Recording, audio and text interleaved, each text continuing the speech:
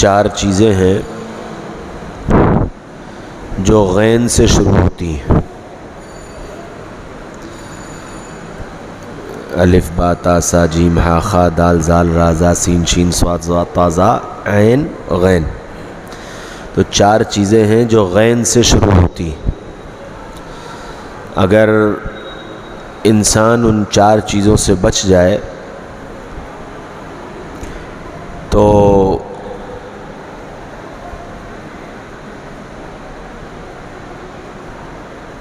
دنیا کی بھی زندگی چین و سکون کی بن جائے اور آخرت کی زندگی بھی چین و سکون کی بن جائے. اور شیطان انہی 4 لائنوں سے انسان پر حاوی ہوتا ہے.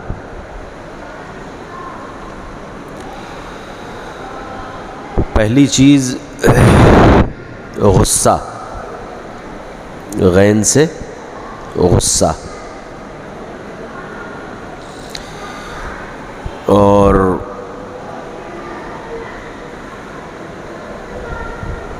جب غصہ آتا ہے تو انسان اپنے اوپر سے کنٹرول کھو دیتا ہے. غصے میں اس کو یہی اندازہ نہیں ہوتا کہ وہ کیا بول رہا ہے. بعض مرتبہ یہی نہیں پتہ چلتا کہ وہ کیا کر رہا ہے. اور نتیجہ یہ ہوتا ہے کہ بہت بڑے بڑے نقصان انسان صرف غصے کی وجہ سے اٹھاتا ہے. اس لیے اگر کسی آدمی کو اپنے غصے پر کنٹرول ہو جائے تو بہت دنیا کے جھگڑے اور فساد، اختلافات، مقدمے بازیاں، ان سب چیزوں سے بچ جائے. کیونکہ یہ سب غصے کی وجہ سے ہوتی. غصہ آ گیا،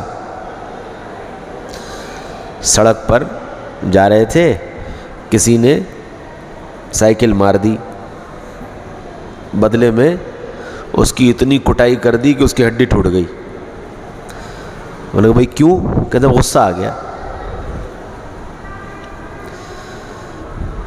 بیوی سے کچھ تو میں ہوئی اور دھاڑ دھاڑ دھاڑ دھاڑ 3 فائر کر دیے. بھائی کیا کیا؟ کہنے جو غصہ آ گیا. غصے میں سارا گھر ہی برباد ہو گیا. اور اب آ کر کے کہتے ہیں، مسئلہ پوچھتے ہیں کہ جو مولوی صاحب غصے میں طلاق دے دی تھی، طلاق ہوئی کہ نہیں ہوئی؟ ایک صاحب آئے میرے پاس پوچھنے کے لیے، کہ لیں وہ مولوی صاحب غصہ آ گیا تھا تو غصے میں طلاق دے دی تو ہو گئی طلاق. تو ہم نے کہا کہ آج تک آپ نے کبھی سنا کہ شوہر بہت خوش ہو اور بیوی نے بہت شوہر کی مرضی کا کام کیا ہو، بڑا خوش ہوا ہو، اور آ کر کے پھر اس نے شوہر نے کہا ہو کہ جی بیگم آج میں آپ سے بہت خوش ہوں، اس خوشی کے مبارک موقع پر میں آپ کو طلاق دیتا ہوں؟ کبھی آج تک سنا؟ طلاق تو غصے میں ہی دی جاتی. تو جتنے لڑائی جھگڑے ہیں سب غصے کی بنیاد پر. اور اسی وجہ سے قرآن میں اللہ تعالیٰ نے اس کو ذکر کیا. ایمان والوں کی جو صفات بیان کی تو پہلے تو بتایا الذین ينفقون فی السراء والضراء، کہ جو ایمان والے ہیں وہ تنگی کے حالت میں بھی اور کشادگی کے حالت میں بھی اللہ کے نام پر خرچ کرتے ہیں. یہ ان کی صفت ہے. جیسی گنجائش ہوتی ہے، تنگی ہوتی ہے تو اس اعتبار سے، اور کشادگی ہوتی ہے تو اس اعتبار سے اللہ کو راضی کرنے کے لیے اور اللہ کے نام پر خرچ کرتے ہیں. یہ ایک صفت ہے ایمان والوں کی. پھر اگلی صفت بتائی والکاظمین الغیظ، اور دوسری صفت ان کی یہ ہے کہ وہ اپنے غصے کو کنٹرول کر لیتے ہیں، پی لیتے ہیں، برداشت کر لیتے ہیں. غصے کا استعمال کہاں کرنا ہے، کہاں نہیں کرنا ہے جانتے ہیں. ہم لوگوں کا غصہ جو ہے وہ کمزوروں پہ آؤٹ آف کنٹرول ہو جاتا ہے اور طاقتور کے سامنے بھیگی بلی بن جاتا ہے. جو اپنے سے کمزور نظر آیا تو بڑا طاقتور ہو جاتا ہے ہمارا غصہ، اتنا طاقتور ہو جاتا ہے کہ وہ کسی کے قابو میں ہی نہیں آتا. 4 آدمی روکتے ہیں پھر بھی قابو میں نہیں آتا. اور جہاں اپنے سے طاقتور آیا تو وہ ایک دم سے بھیگی بلی بن جاتا ہے.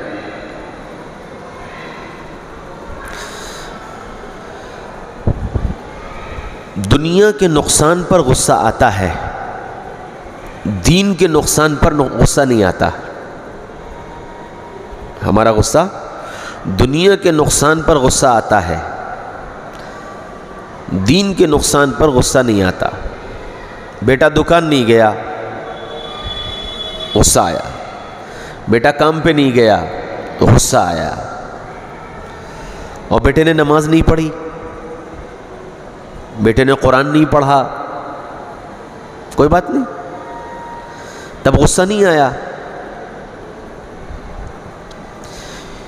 کیوں؟ اس لیے کہ ہم کو یہ پتہ ہی نہیں ہے کہ کہاں غصہ کرنا ہے اور کہاں نہیں کرنا ہے. غصے کے موقع کیا ہیں، کب غصہ کیا جائے گا، کتنا غصہ کیا جائے گا. غصے کا مقصد ہم نے سمجھا ہے اپنے جذبات کی تسکین. مجھے غصہ آیا، میں اپنے غصے کا اظہار کر دوں تاکہ مجھے سکون مل جائے. اب وہ مار کر کروں، گالی بکر کروں، غیبتیں کر کے کروں، جھوٹے سچے الزامات لگا کر کروں، میں اپنے غصے کو ٹھنڈا کر لوں.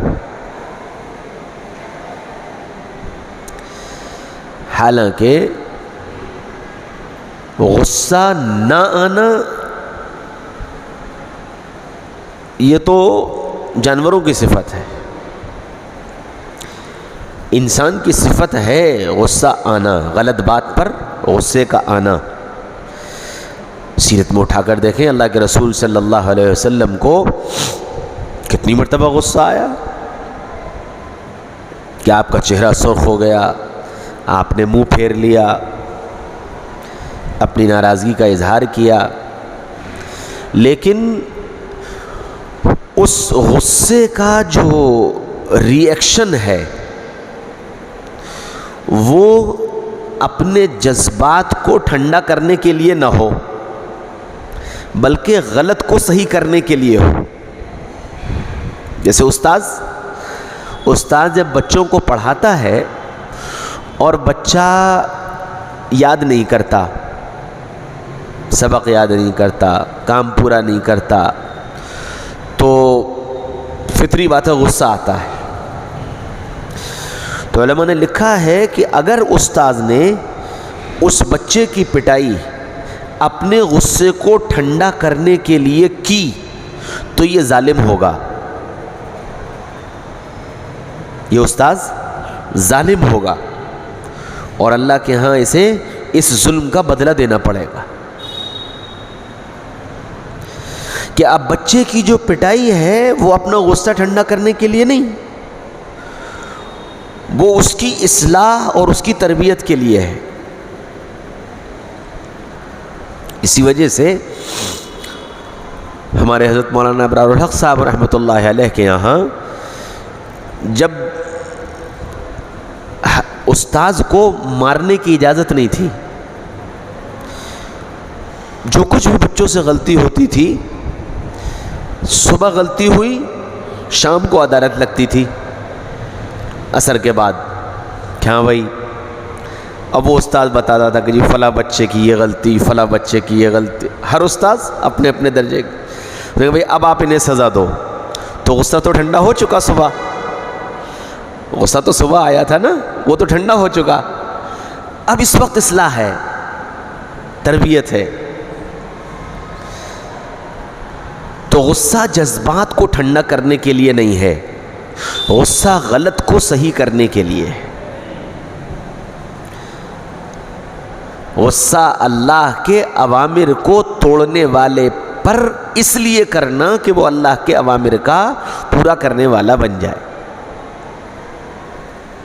اللہ کے حکم، نبی کا طریقہ جس نے چھوڑا اس پر غصہ اس لیے آئے کہ وہ اللہ کا حکم اور نبی کا طریقہ پورا کرنے والا بن جائے. اب اس غصے پر اگر کنٹرول نہ ہوا تو یہ غصہ انسان کو گمراہ کر دے گا، اور پھر یہ غصہ اس سے نہ جانے کتنے ناجائز کام کرا لے گا، اور یہ غصہ اس کی گمراہی کا سبب بن جائے گا.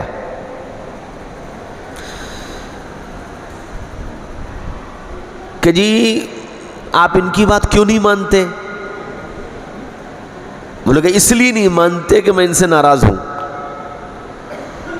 بات سب صحیح ہے، لیکن اس لیے نہیں مانوں گا کہ میری ان سے بنتی نہیں ہے. تو پھر حق کا بھی انکار کر دے گا. اگر غصے پر کنٹرول نہ ہوا تو حق کا بھی انکار کر دے گا، ناحق کے ساتھ جا کر کھڑا ہو جائے گا.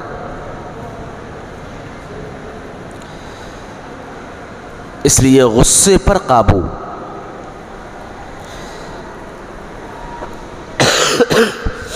ایک آدمی وہ ہے جسے غصہ بہت جلدی آتا ہے اور بہت دیر میں جاتا ہے. ایک آدمی وہ ہے جسے غصہ بہت دیر میں آتا ہے اور بہت جلدی چلا جاتا ہے. فرمایا کہ یہ آدمی بہت اچھا ہے جس کو دیر میں غصہ آئے اور جلدی چلا جائے. پھر غصہ جس کام پر آیا ہے، جس وجہ سے آیا ہے، اس وجہ کے دور ہونے کے بعد فوراً غصہ ختم ہو جانا چاہیے. تو یہ غصہ اللہ کے لیے ہے، اور اگر یہ غصہ باقی رہا ہفتوں، مہینوں، سالوں، تو پھر یہ غصہ شیطانی غصہ ہے، اور یہ گمراہی کا سبب بنے گا، قطع رحمی کا سبب بنے گا. بھائی سے لڑائی ہو گئی، بھائی سے لڑائی ہو گئی کسی بات پر، بدمزگی ہو گئی، ناراضگی ہو گئی، ہم بھی غصے میں آ گئے، وہ بھی غصے میں آ گئے، اور دونوں نے ایک دوسرے سے بولنا بند کر دیا، ملنا جلنا بند کر دیا، آنا جانا بند کر دیا. اب شریعت کا حکم کیا ہے؟ شریعت کا حکم یہ ہے کہ ناراضگی 3 دن سے زیادہ نہ ہو. ناراضگی 3 دن سے زیادہ نہ ہو، کہ 3 دن تک اپنے غصے کا اظہار کرنے کی اجازت دی گئی. اچھا، بعض مرتبہ کیا ہوتا ہے کہ دل نہیں ملتا، ٹھیک ہے، معافی تلافی ہو گئی، بات ختم ہو گئی، دل نہیں ملتا. تو اب جب دل نہیں ملتا تو حکم یہ ہے کہ بھئی ٹھیک ہے، اگر دل نہیں ملتا تو بہت زیادہ آنا جانا نہ رکھو، لیکن سلام دعا بند نہ کرو، سلام دعا بند نہ کرو، مرنا جینا بند نہ کرو. اتنی گنجائش رکھو کہ اگر کبھی ہم اور وہ قریب آ گئے تو ماضی کی تلخی ہم کو آپس میں شرمندہ نہ کرے. ایک مرتبہ کالج کے کسی مسئلے پر ہمارے ابی اور ایک پرنسپل تھے نقوی صاحب، ان دونوں میں آپس میں کسی بات پر ناراضگی ہو گئی. اچھا، وہ جن ناراضگی ہوئی اسی دوران ہم اور بڑے بھائی دونوں کالج پہنچ گئے. ہم کو بھی پتہ چلا کہ صاحب ہمارے ابی میں اور نقوی صاحب میں کچھ ناراضگی ہے. تو ظاہر بات ہے کہ وہ بیٹے ہیں، تو کالج گئے، ابی سے ملے اور مل کر کے واپس آنے لگے. نقوی صاحب سامنے کھڑے ہوئے تھے, ہم نے بھی انہیں دیکھا, انہوں نے بھی ہمیں دیکھا, لیکن ہم ان کے پاس گئے نہیں,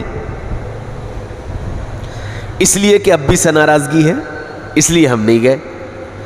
لیکن جیسے ہی 4 قدم ہم چلے تو نقوی صاحب نے پیچھے سے آواز دی, ایوبی, صوفی, ادھر آؤ. ہم لوگ پہنچ گئے تو ہم دونوں کے کان پکڑے اور کان پکڑ کر کہنے لگے, باپ چچا کی لڑائی میں بچوں کو کب سے دخل ہونے لگا؟ باپ چچا کی لڑائی میں بچوں کو کب سے دخل ہونے لگا؟ یہ تم نے کیا کیا؟ تم آئے اور بغیر ملے جا رہے ہو. یہ ہے شریفوں والا غصہ, یہ ہے شریفوں والا غصہ. ٹھیک ہے, کسی بات پر اختلاف ہوا ہے, کسی بات پر ناراضگی ہوئی ہے, اس ناراضگی کا مطلب یہ نہیں ہے کہ سب ختم, ملنا جلنا ختم, آنا جانا ختم, بولنا چلنا ختم, نہ, کہ پھر یہ غصہ تو شیطانی غصہ بن گیا. شیطان 2 انسانوں کو, 2 خاندانوں کو, گھر کے 2 افراد کو جدا کرنے کے لیے سب سے پہلی چیز جو استعمال کرتا ہے وہ غصہ ہے, کہ کسی بات پر ایک دوسرے کو ناراض کر دو, کہ یہ ایک دوسرے سے ناراض ہو جائیں, غصہ آ جائے. اس لیے غصے پر فوراً یہ سوچے کہ یہ غصہ جو میں نے کیا کیوں کیا.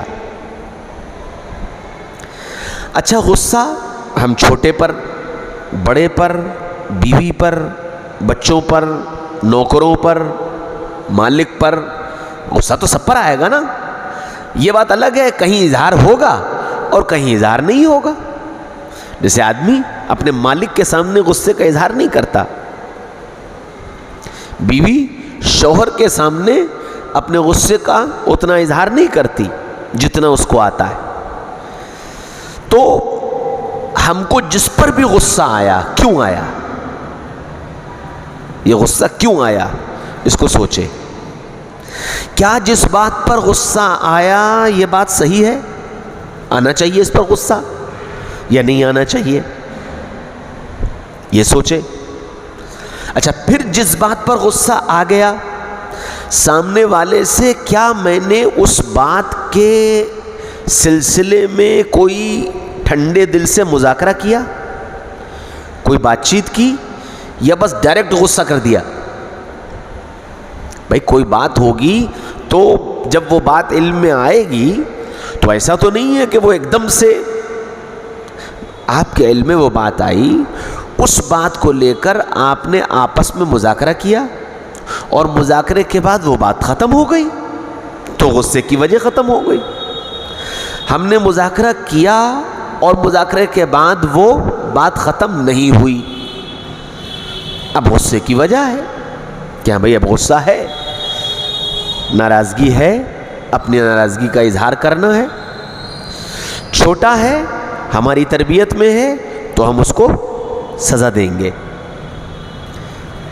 چھوٹا ہے, ہماری تربیت میں ہے تو ہم اس کو سزا دیں گے. اولاد ہے, شاگرد ہے, نوکر ہے, یہ ہماری تربیت میں ہیں, ہمارے چھوٹے ہیں تو ہم ان کو سزا دیں گے.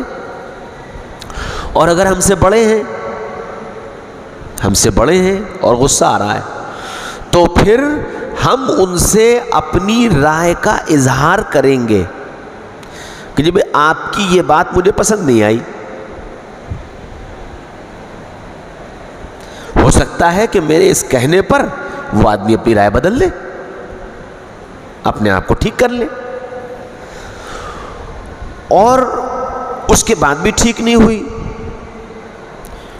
تو پھر اپنی ناراضگی کا اظہار کرے.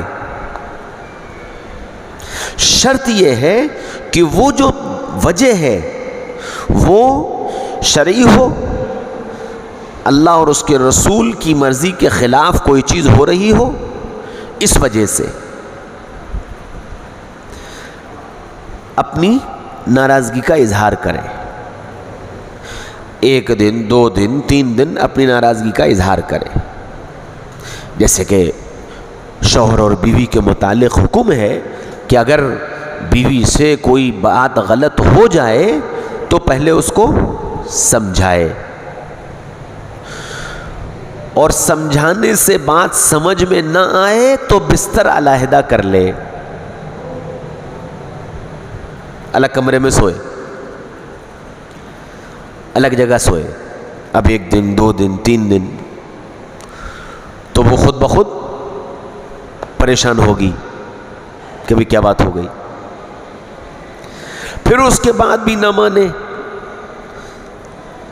تب حکم ہے کہ ڈانٹے، اس پر غصے کا اظہار کرے. اس کے بعد بھی نہ مانے تب حکم ہے کہ مارے. تو مارنے میں بھی پھر شرط لگائی گئی کہ ایسی مار نہ مارے جس سے نشان پڑ جائیں، ایسی مار نہ مارے جس سے اس کو کوئی جسمانی تکلیف پہنچے. مقصود اصلاح ہے، مقصود اصلاح ہے، اس کو درست کرنا ہے. تو غصے کا استعمال کنٹرول کے ساتھ ہو، آؤٹ آف کنٹرول نہ ہو. ایک تو اس کا خیال. تو انسان کو سب سے زیادہ سیدھی راہ سے بھٹکانے والا عمل غصے کا ہے. پھر غصہ آتا کیوں ہے؟ اس کی دوسری وجہ ہے غرور. یہ بھی غین سے ہے کہ غصہ آتا ہے غرور کی وجہ سے. غرور بڑائی،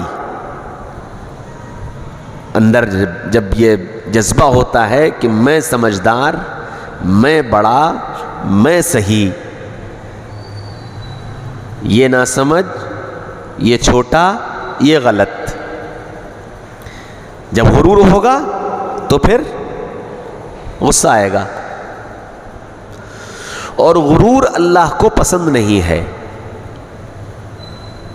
فرمایا الکبر ردائی، کہ بڑائی جو ہے وہ میری چادر ہے.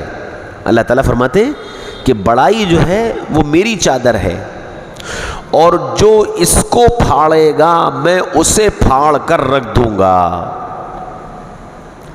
اس کو پھاڑے گا مطلب جو اپنے اندر کبر پیدا کرے گا، غرور پیدا کرے گا، تو میں اس کو پھاڑ کر رکھ دوں گا. تو غصے کی جو وجہ ہے وہ غرور ہے. اچھا، غرور ہر آدمی کے اندر، اور الگ الگ لائن کا غرور ہے.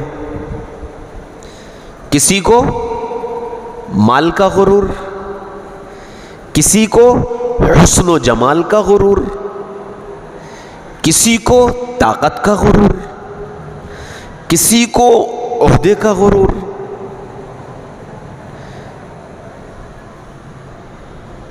کسی کو علم کا غرور.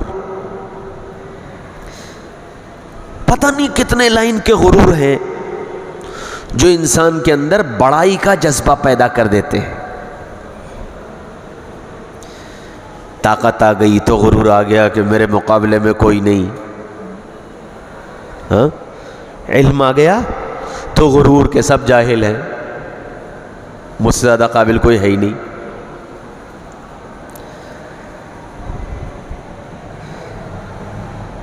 حسن و جمال دے دیا اللہ نے، دونوں کا بھائی سب کالے کلوٹے ایسے ویسے، مجھ سے زیادہ حسین کوئی ہے ہی نہیں. حسن و جمال کا غرور. اچھا، اللہ تعالیٰ نے ہر ایک کو کچھ نہ کچھ تو دے ہی رکھا ہے، ہر ایک کے پاس کچھ نہ کچھ تو ہے ہی. اچھا، جو جیسا ہے اپنے آپ کو وہ اسی میں سب سے بہتر سمجھ رہا ہے. کیوں بھی سمجھ؟ اب ویسٹ انڈیز والا بھی اپنے آپ کو حسین سمجھتا ہے؟ سمجھتا نہیں سمجھتا ہے. کیوں؟ ان کا حسن ہی وہی ہے. ہماری نگاہ میں نہیں ہوگا، لیکن ان کی نگاہ میں کہ جو جتنا زیادہ کالا وہ اتنا زیادہ حسین.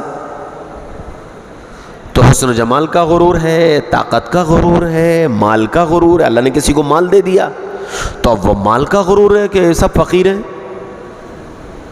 میرے سامنے ان کی کوئی حیثیت نہیں.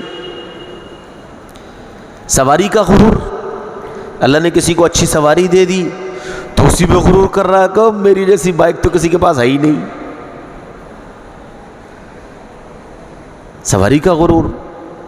لباس کا غرور,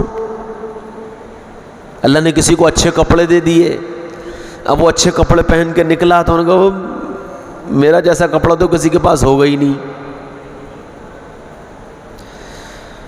ایک صاحب کے یہاں گئے, کہنے لگے کہ جی وہ اس والے قالین پہ بٹھاؤ وہ جو 80,000 روپے والا ہے. اسی کا ہی غرور ہے. وہ اس والے کپ میں لانا جو میں امریکہ سے لے کر کے آیا تھا, وہ والی مٹھائی لے کر کے آؤ جو میں بنگلور سے لے کر کے آیا تھا. ان سب جملوں کے اندر کبر بول رہا ہے, ان سب جملوں کے اندر کبر بول رہا ہے.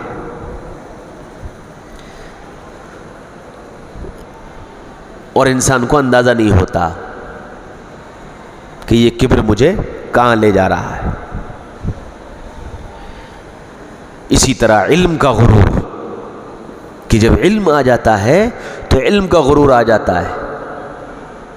میں نے جتنا پڑھ رکھا ہے ان میں کسی نے نہیں پڑھ رکھا, میں نے جتنی کتابیں چاٹ رکھی ہیں اتنی کسی کو ہوا بھی نہیں لگی, میں جتنا جانتا ہوں اتنا کسی کو نہیں پتا, میں نے دنیا گھومی ہے, میں نے یہ کیا ہے, میں نے وہ کیا ہے. اور شیطان اس میں مبتلا کر دیتا ہے. کاریگری کا غرور, اللہ تعالیٰ نے کسی کو کوئی ہنر دے دیا, اس ہنر کا غرور ہوتا ہے میرا جیسا کوئی نہیں کر پائے گا, میرے جیسے کپڑے کوئی نہیں سی پائے گا, میرے جیسی گاڑی کوئی نہیں بنا پائے گا, میری جیسی تعمیر کوئی نہیں کر پائے گا, میرا جیسا یہ کوئی نہیں کر پائے گا, میرا جیسا وہ کوئی نہیں کر پائے گا. کاریگری کا غرور آ جاتا ہے, شیطان اس دھوکے میں ڈال دیتا ہے.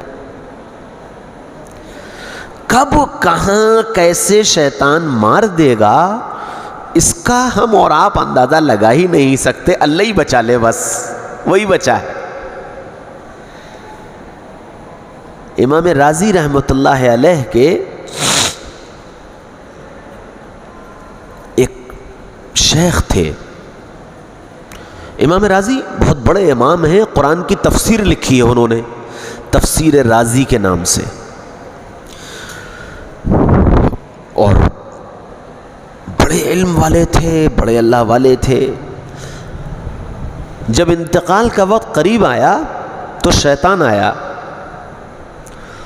اور ان سے مناظرہ کرنے لگا, اور مناظرہ اس بات کا کرنے لگا کہ رازی اللہ ہے, اس کی دلیل دو. امام رازی نے دلیلیں دینا شروع کر دی. اب وہ جو دلیل دے شیطان اس دلیل کو کاٹ دے. 1 2 4 6 8 10 20 50 100 وہ دلائل دیتے جائیں اور شیطان سب دلیلیں کاٹتا چلا جائے, اور سانس اکھڑنا شروع ہو گئی. ان کے جو شیخ تھے ان کو کشف ہوا کہ رازی کا آخری وقت ہے اور شیطان ان سے اس وقت مناظرہ کر رہا ہے اور اللہ کے وجود پر دلائل مانگ رہا ہے, اور وہ دلائل دے رہے ہیں اور شیطان دلائل کاٹتا چلا جا رہا ہے. اس وقت اگر رازی پر توجہ نہ ڈالی گئی تو ایمان چلا جائے گا. تو وہ شیخ وضو کر رہے تھے, وضو کرتے کرتے انہوں نے کلی کے لیے پانی ہاتھ میں لیا اور لے کر زور سے نالی میں مارا, اور یوں کہا رازی یہ کیوں نہیں کہتا کہ میں اللہ کو بغیر دلیل کے مانتا ہوں. بس ادھر پانی مارا اور ادھر ان کے دل پر القاء ہوا, اور رازی نے فوراً کہا کہ کمبخت میں اللہ کو بغیر دلیل کے مانتا ہوں.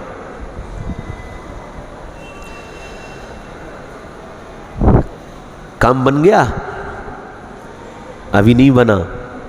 جیسے ہی رازی نے یہ کہا کہ کمبخت میں اللہ کو بغیر دلیل کے مانتا ہوں تو پھر ٹنگڑی ماری کہ راضی تجھ کو تیرے علم نے بچا لیا، راضی تجھ کو تیرے علم نے بچا لیا۔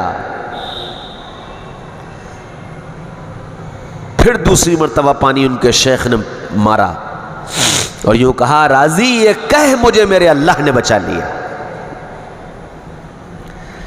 ورنہ اگر راضی یہ کہہ دیتے کہ ہاں مجھے میرے علم نے بچا لیا تو بھی ہلاکت تھی،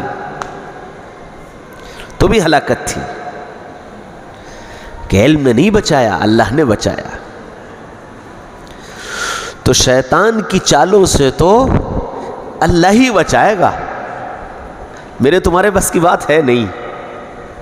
ہاں اللہ کوشش دیکھنا چاہتے ہیں ہم سے تم سے، اللہ کوشش دیکھنا چاہتے ہیں بندہ نفس و شیطان کی چالوں سے بچنے کی کوشش کتنی کر رہا ہے۔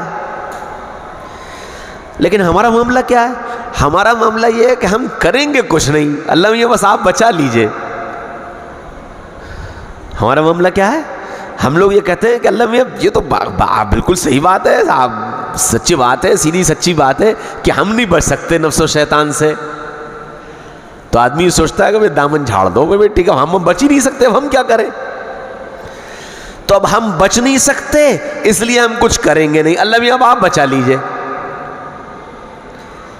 تو اللہ کے یہاں سے فیصلہ جو ہوتا ہے وہ ان تنصروا اللہ ینصرکم، تم کرو گے تو میں کروں گا، تم بچنے کی کوشش کرو گے تو میں تمہیں بچا لوں گا، اور کوشش ہی نہ کرو تو پھر تم جانو، تمہارا کام جانے۔ کیوں ایسا کیوں؟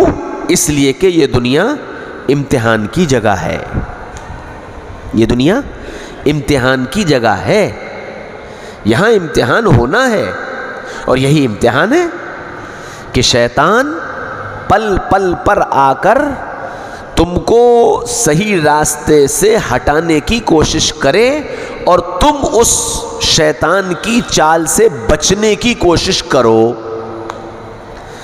کوشش کر کے بھی تم خود نہیں بچ پاؤ گے، الا من رحم ربی۔ دیکھو یوسف علیہ السلام، زلیخا کی شکل میں شیطان یوسف علیہ السلام کے پیچھے پڑ گیا۔ کیسے پڑا؟ کہ یوسف علیہ السلام کو بلایا اور کمرے کے دروازے بند، 1 2 3 4 5 6 7 کنڈیاں، 7 دروازے بند، اور 7 بند دروازوں کے اندر زلیخا یہ کہہ رہی ہے یوسف میرے ساتھ برائی کرو۔ یوسف غلام ہے، زلیخا مالک ہے، دروازے سب بند ہیں، نکلنے کا کوئی راستہ نہیں ہے۔ ہمارا تمہارا جیسا آدمی ہوتا تو کیا کہتا ہے، کیا کریں جی، اب تو پھنس گئے، مجبور ہیں، کہیں جا ہی نہیں سکتے، کچھ کر ہی نہیں سکتے۔ یوسف علیہ السلام نے کیا کیا؟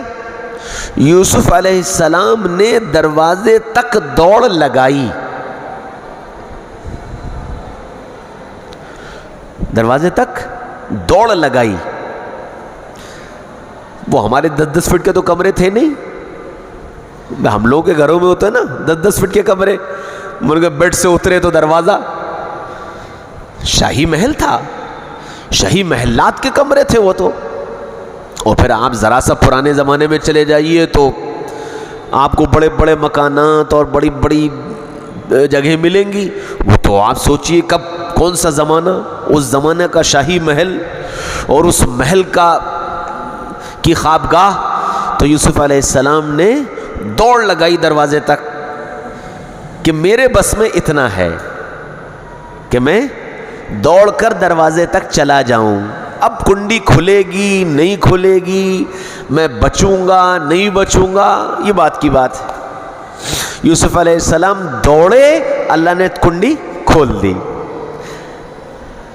پھر دوڑے دوسری کھولی، پھر دوڑے تیسری کھولی، اور وہ دوڑتے جا رہے ہیں اور پیچھے سے وہ کرتا پکڑ کے کھینچ رہی ہے۔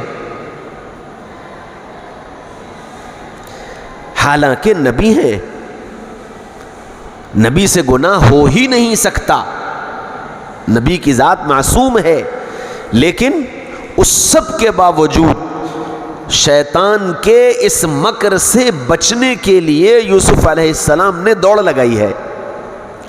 اور جب ساتوں دروازے کے باہر پہنچے ہیں تو مالک کھڑا ملا. مالک کھڑا ملا. کیا ہوا؟ بیوی نے سارا الزام یوسف کے اوپر رکھ دیا کہ تمہاری کیا رائے ہے ایسے شخص کے بارے میں جو تمہاری بیوی کے ساتھ برائی کا ارادہ کرے.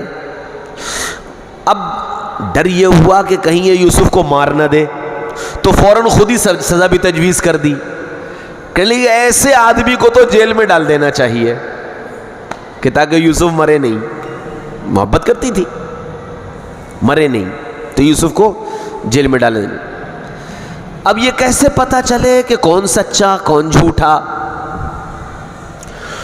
تو اس زمانے میں ایک عورت تھی، اس کی گود کا بچہ تھا. اس بچے نے کہا یہ دیکھو کرتا آگے سے پھٹا ہے یا پیچھے سے؟ اگر آگے سے پھٹا ہے تو زلیخا سچی یوسف جھوٹے، اور اگر پیچھے سے پھٹا ہے تو یوسف سچے اور زلیخا جھوٹی. کیونکہ ظاہر بات ہے جب آدمی آگے بھاگے گا تو پیچھے سے کرتا کھینچا جائے گا. وہ دیکھا گیا کرتا پیچھے سے پھٹا تھا. بہرحال اب یہ سب ہو گیا. اس کے بعد یوسف علیہ السلام نے کیا کہا؟ وَمَا أُبَرِّئُ نَفْسِي إِنَّ النَّفْسَ لَأَمَّارَةٌ بِالسُّوءِ. میں اپنے نفس کو پاکیزہ ثابت نہیں کرتا، نفس تو برائی ہی کی طرف اکساتا ہے، برے کام کرنے کی ہی دعوت دیتا ہے. الا ما رحم ربی، ہاں مگر جس پر اللہ رحم فرما دے.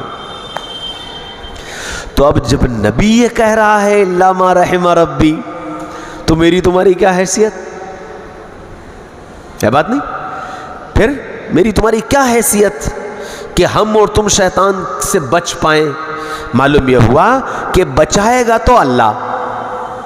کوشش ہمیں تمہیں کرنی پڑے گی، دوڑ لگانی پڑے گی، کنڈی جبھی کھلے گی.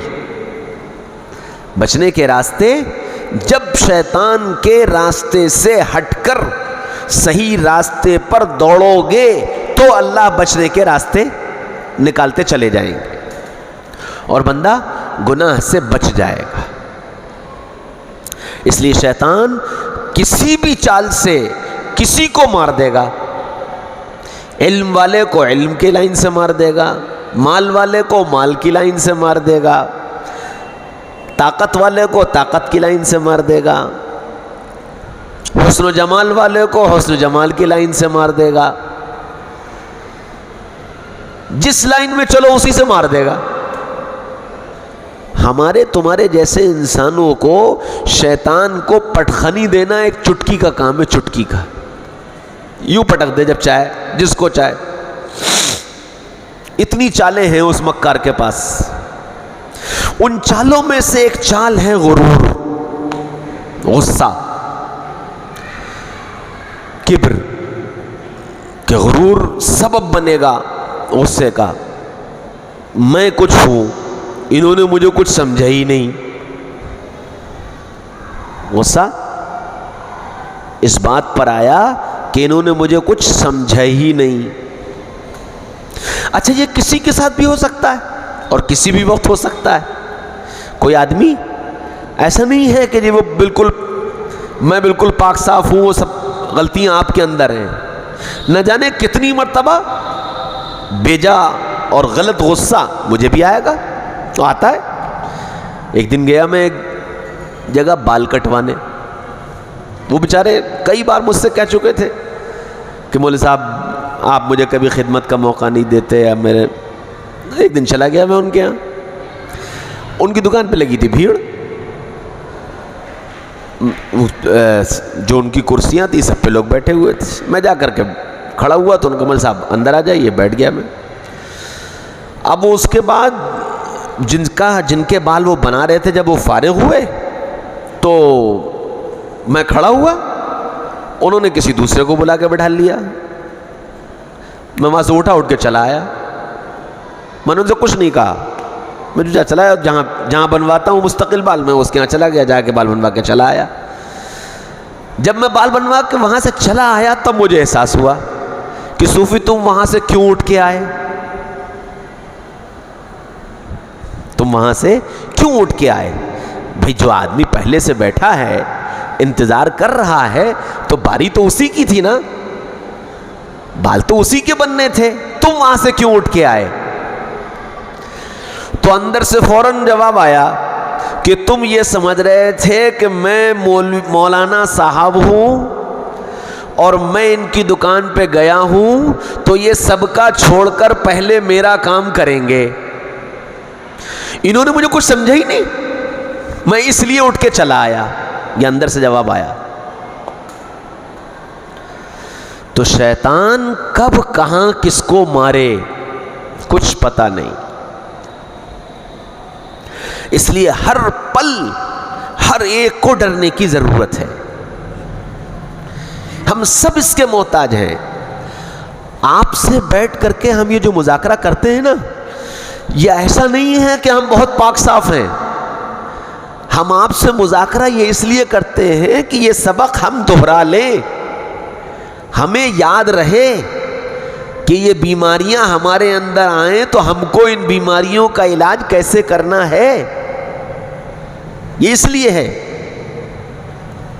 ہم مذاکرہ آپس میں، چونکہ قرآن کا حکم ہے فذکر فإن الذکریٰ تنفع المؤمنین، ایمان والوں آپس میں مذاکرہ کیا کرو، یہ مذاکرہ ایک دوسرے کو نفع دے گا۔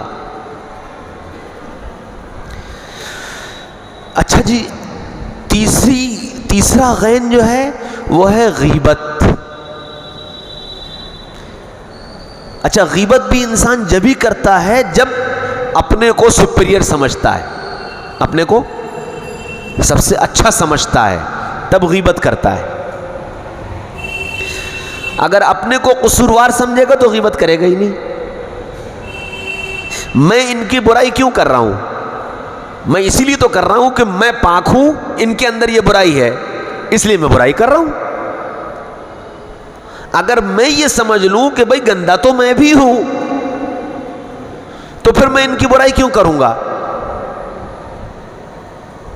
اب جو آدمی کسی کی برائی کر رہا ہے، گویا وہ یہ اعلان کر رہا ہے کہ میں پاک صاف، فلاں گندا، میں پاک صاف، جس کی غیبت کر رہا ہے وہ گندا۔ اور جو آدمی یہ سمجھ رہا ہے کہ میں پاک صاف ہوں، اللہ کے نبی صلی اللہ علیہ وسلم نے فرمایا کہ سب سے زیادہ گندا وہی ہے۔ یعنی یہاں تک کہ اللہ کے نبی صلی اللہ علیہ وسلم نے ایسے نام رکھنے کو بھی منع کر دیا جن ناموں سے اپنی پاکی کا اظہار ہوتا ہو، کہ جی میں بہت پاک صاف ہوں، ایسے معنی والے نام رکھنے سے منع فرما دیا کہ یہ کبر کی علامت ہے، آدمی اپنے کو پاک صاف سمجھے۔ تو اب غیبت کون کرے گا؟ جو اپنے کو پاک صاف سمجھے گا، اپنے کو بے عیب سمجھے گا اور دوسروں کو عیبدار سمجھے گا، وہ غیبت کرے گا۔ اور جو اپنے ہی کو عیب والا سمجھے گا، وہ دوسرے کی غیبت کیا کرے گا؟ جی میں تمہاری کیا کہوں، میں تو خود ہی، میری اپنی لوٹیا ڈوبی پڑی ہے، تم مجھ سے کسی دوسرے کی کیا پوچھ رہے ہو، یہاں تو اپنی بیڑا غرق ہے، میں دوسرے کی کیا بتاؤں۔ اور جہاں وہ دوسرے کی بات شروع کر دے، سمجھ لو کہ اس نے اپنے آپ کو بے عیب سمجھ رکھا ہے، اور بے عیب ذات صرف خدا کی ہے، بے عیب ذات صرف خدا کی ہے، اللہ کی ذات بے عیب ہے، باقی دنیا میں کوئی انسان عیب سے پاک نہیں ہے، کمیاں، غلطیاں، کوتاہیاں سب سے ہوتی ہیں۔ تو تیسرا غین غیبت ہے کہ یہ غیبت کرے گا، شیطان غیبت کروائے گا، کچھ نہیں، بیٹھے بیٹھے ہنسی مذاق کی باتیں ہو رہی تھیں اور باتیں ہوتے ہوتے مولانا صوفی کا تذکرہ نکل آیا، اور پہلے تعریفیں بیان کی اور پھر اس کے بعد دو چار باتیں اور چل پڑی. ان کا تذکرہ نکل آیا، ان کا تذکرہ نکل آیا، اس کی بات، اس کی بات، اور یہ بات اور وہ بات، پتہ نہیں کہاں پہنچ گئے.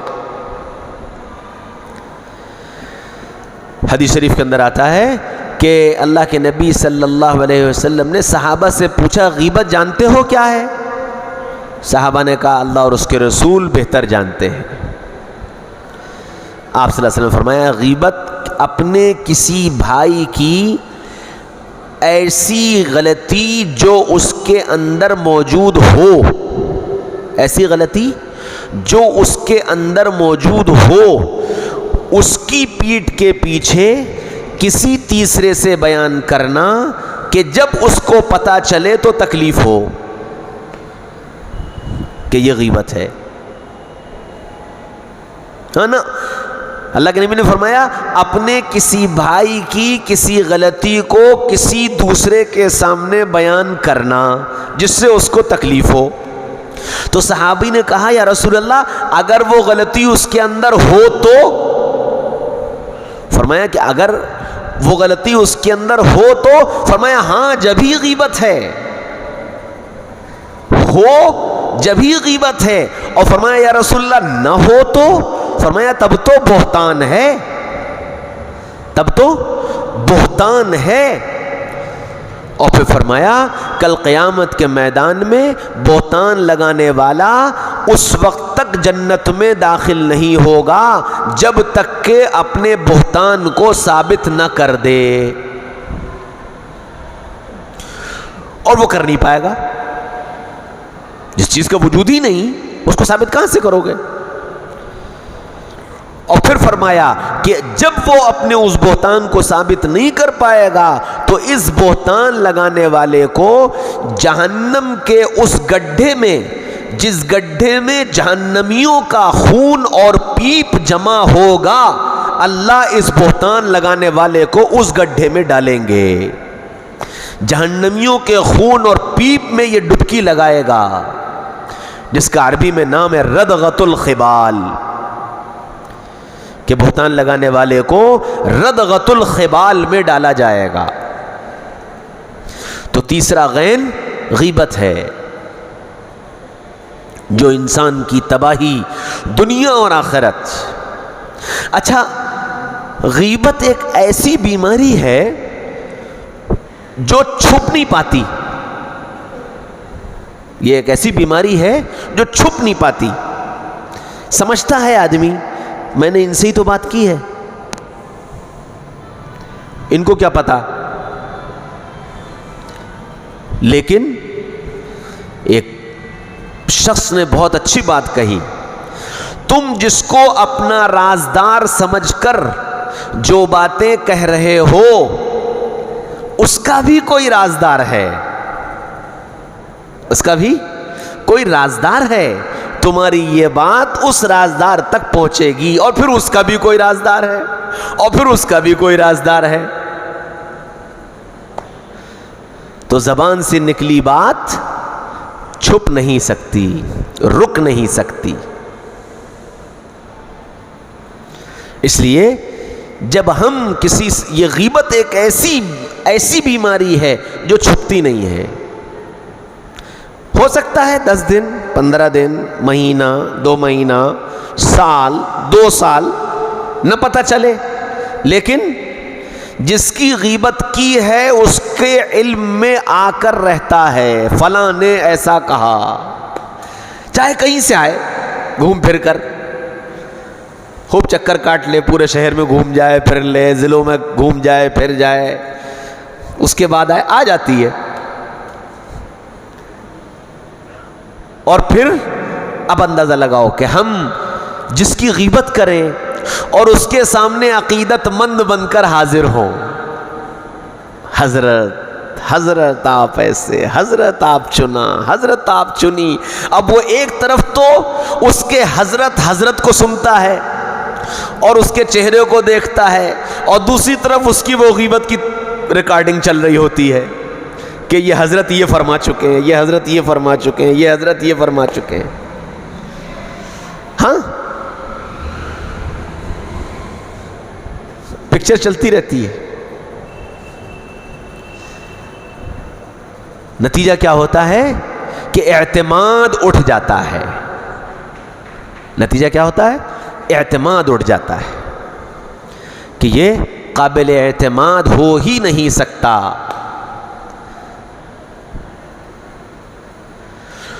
چوتھا غین غل ہے. غل، غل کہتے ہیں کینے کو، کینہ.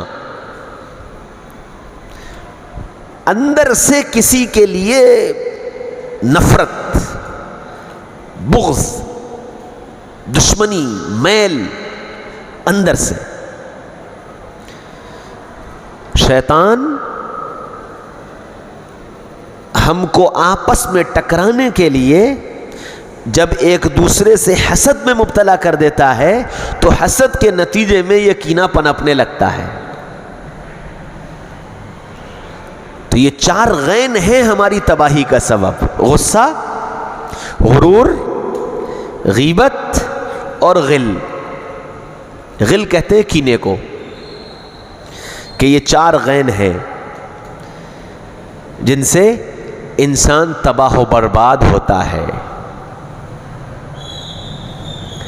اس لیے اپنے آپ کو ان 4 چیزوں سے بچانے کی کوشش کرنی چاہیے. غصہ زیادہ آئے، غصہ بلا وجہ آئے، غصے پر کنٹرول نہ ہو، تو قرآنی نسخہ ہے وَالْكَاظِمِينَ الْغَيْظَ وَالْعَافِينَ عَنِ النَّاسِ وَاللَّهُ يُحِبُّ الْمُحْسِنِينَ. بزرگوں نے لکھا ہے 41 مرتبہ اس آیت کو پڑھ کر کے پانی پہ دم کر کے پانی پیے، 41 دن تک پی لے، انشاءاللہ غصے پر کنٹرول ہو جائے گا. چوتھے پارے کی آیت ہے، چوتھے رکوع پر ہے، چھوٹی سی آیت ہے. اچھا، جب غصہ آئے تو صرف اس آیت کو سوچ لے. اس کا ترجمہ وَالْكَاظِمِينَ الْغَيْظَ. ایمان والوں کی صفت یہ ہے کہ وہ اپنے غصے کو برداشت کر لیا کرتے ہیں. وَالْعَافِينَ عَنِ النَّاسِ. غلطی کرنے والے کو معاف کر دیا کرتے ہیں. واللہ یحب المحسنین. اور جن سے غلطی ہو گئی ان پر احسان کرتے ہیں، اور اللہ ایسے احسان کرنے والوں کو پسند کرتا ہے. صرف اگر اس آیت کو سوچ لیں تو انشاءاللہ غصہ اپنے آپ کنٹرول ہو جائے گا. میں تو پہلے بھی سنا چکا ہوں، حضرت حسین رضی اللہ عنہ کا واقعہ. باندی گرم پانی لے کر آئی سردی میں وضو کے لیے، اور ہاتھ سے پانی کا لوٹا چھوٹ گیا اور سارا گرم پانی پیروں پر جل گیا. چہرہ سرخ ہو گیا. نوکرانی تھی، خادمہ تھی، غصے سے چہرہ سرخ ہو گیا. تو وہ جلدی سے پیچھے ہٹی اور اس نے کہا وَالْكَاظِمِينَ الْغَيْظَ. اور بس اتنا سنتے ہی چہرہ ٹھیک ہو گیا.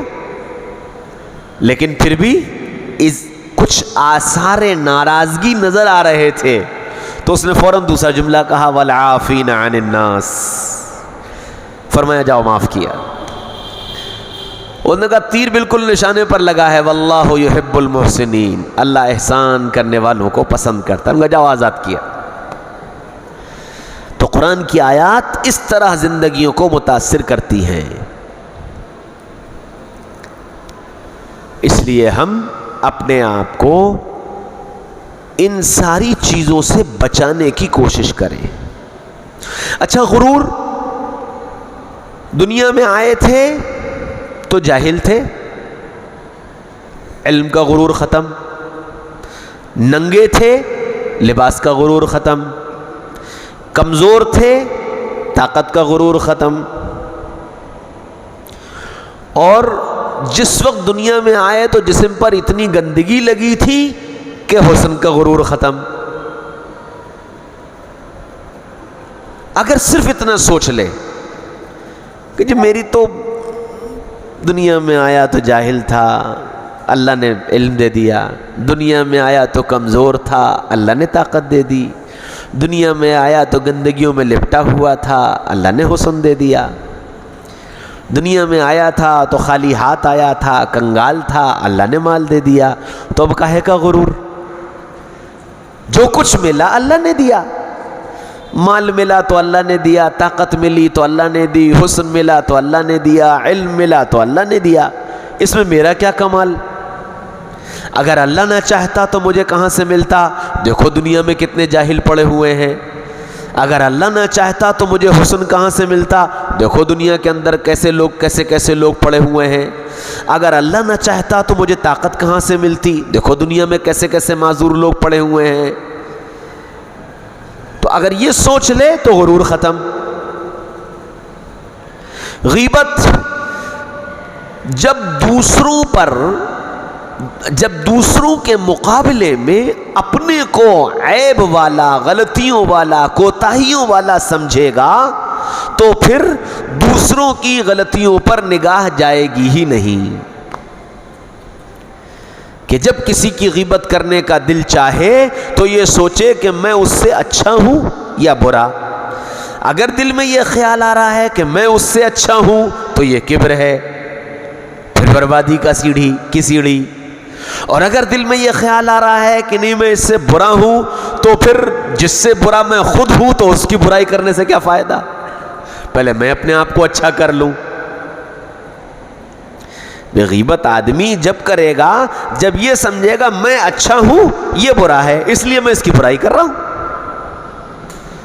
تو یہ سوچے کہ میں اچھا ہوں یا سامنے والا۔ اگر یہ خیال آئے کہ نہیں میں اچھا ہوں تو یہ کبر ہے، کبر کو دور کرے۔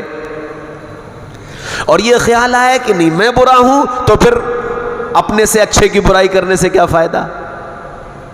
تو غیبت سے بچ جائے گا۔ غل، کینہ، حسد، جو کچھ ملا مجھے، جو ملا میرے مقدر سے ملا، اللہ نے مجھے دیا۔ سامنے والے کو جو ملا وہ اس کے مقدر سے ملا، اللہ نے دیا۔ کہاں سے لایا مجھ سے نہیں پوچھا جائے گا، اللہ پوچھیں گے، اللہ کو حساب دے گا۔ حلال لایا، حرام لایا، صحیح لایا، غلط لایا، کل قیامت کے میدان میں یا قبر میں مجھ سے اس کے بارے میں سوال نہیں ہوگا، مجھ سے میرے بارے میں سوال ہوگا۔ جب یہ دل میں خیال آ جائے گا تو اپنے آپ حسد دور ہو جائے گا اور انسان ان چاروں بیماریوں سے بچ جائے گا۔ اللہ مجھے بھی بچا لے، آپ سب کو بھی بچا لے۔ اس کو اللہ سے مانگنا چاہیے اور دعا کرنی چاہیے۔ دیکھو مجلس میں خالی برکت کے لیے نہیں آنا چاہیے کہ جی چلو برکت مل جائے گی۔ ہاں، یہاں تو ہم اور آپ جو آتے ہیں وہ آپس میں اپنی مذاکرہ کر کے اپنی اصلاح اور اپنی تربیت کے لیے آتے ہیں کہ ہم آپس میں بیٹھ کر کے مذاکرہ کریں گے، جس مذاکرے کے نتیجے میں اللہ تعالیٰ ہماری جو بیماریاں ہیں ان بیماریوں کا علاج ہمیں ملے گا۔ اگر ہم نے برکت کی نیت رکھی نا تو دعا ہو رہی ہوگی اس میں بھی شامل ہو کے یہ سمجھے گا کہ میں تو مجلس میں گیا تھا، ذکر میں شامل ہو کر کے سمجھ لے گا کہ میں تو مجلس میں گیا تھا۔ اپنی زندگی کا ایک عمل سمجھنا، اور یہ بات میں اس لیے عرض کر رہا ہوں کہ آپ حضرات کا مجھ سے تعلق ہے، اس تعلق کی بنیاد پر میں عرض کر رہا ہوں کہ یہ میری زندگی کا ایک عمل ہے۔ میں ایک ڈاکٹر کا مریض ہوں اور وہ ڈاکٹر 6:30 بجے ملے گا تو 6:30 بجے پہنچنا ہے، اس کے بعد جاؤ گے ڈاکٹر نہیں ملے گا۔ اگر یہ سمجھ کر کے ہم اپنے آپ کو شرکت کا پابند بنائیں گے تو پورے وقت میں شرکت آسان ہوگی، اور برکت سمجھ کر کے تو جب چاہے آ جانا جب چاہے چلا جانا، کوئی فرق نہیں پڑتا، ثواب مل جائے گا، برکت مل جائے گی۔ لیکن اگر ہم اپنے کو بیمار سمجھتے ہیں اور بیماری کا علاج چاہتے ہیں، اپنے مرض کا علاج چاہتے ہیں تو ڈاکٹر کے وقت پر آنا پڑے گا، تبھی علاج ہوگا۔ اللہ مجھے بھی توفیق دے، آپ سب کو بھی توفیق دے۔ ذکر ہوتا ہے، ذکر کی 4 تسبیحات ہیں۔ پہلی تسبیح لا الہ الا اللہ، دنیا اور دنیا کی چیزوں کی محبت جو دل میں بھری ہوئی ہے اس کو نکال کر اللہ کی محبت کو دل میں داخل کرنا۔ اور دوسری تسبیح الا اللہ، کہ جب دل ہمارا دنیا اور دنیا کی چیزوں سے صاف ہو جائے تو میرا اللہ اس دل میں بس جائے۔ اور تیسری تسبیح اللہ اللہ، کہ میرے جسم کے روئیں روئیں میں اللہ کا نام اور اللہ کی محبت داخل ہو، اور میرے جسم کا رویاں رویاں بولے اللہ اللہ۔ اور پھر آخری چوتھی تسبیح اللہ اللہ، اس تصور کے ساتھ کہ میرا دل پاک ہو گیا، میرے دل میں اللہ کی محبت بس گئی، اور اب میں جب اللہ کا نام لیتا ہوں تو میرے نام کے ساتھ ساتھ میرا دل بھی کہتا ہے اللہ اللہ۔ اس تصور کے ساتھ یہ ذکر کیا جائے گا تو انشاءاللہ ہمارے اور آپ کے لیے سب کے لیے نافع ہوگا، اور دل کی زندگی کا